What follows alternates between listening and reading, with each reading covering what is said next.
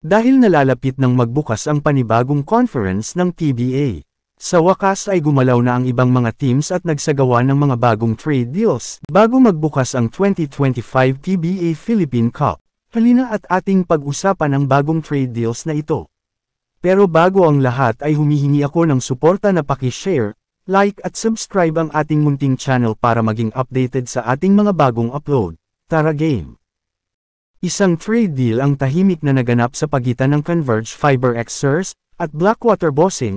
Ang parehong koponan ay naghahanda ng maaga para sa darating na 2025 PBA Philippine Cup, kahit na hindi pa natatapos ang kasalukuyang conference, ay tahimik na nagpapalakas ang Fiber Xers nang makuha nila sa Bossing si Ray Suerte noong Lunes.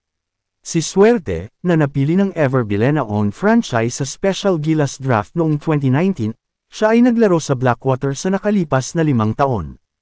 Ang 6'3" na si Suerte ay may good size sa shooting guard position, may decent mid-range game na kayang umabot hanggang 3-point country.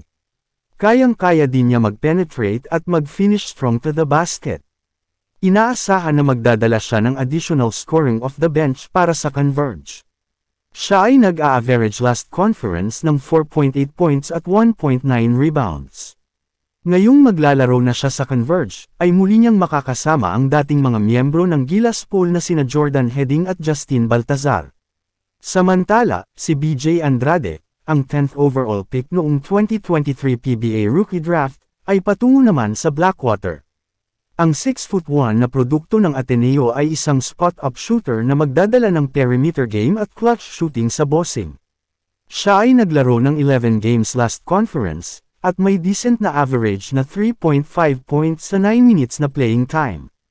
Inaasahan na madidagdagan ang kanyang mga minuto sa paglipat sa Blackwater kung saan siya ang papalit sa naiwang role ni Suerte.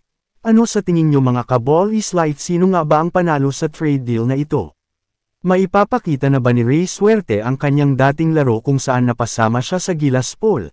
Samantala, maipapakita na ba ni BJ Andrade ang kanyang full potential, kung mabibigyan siya ng mas mahabang minuto sa Bossing?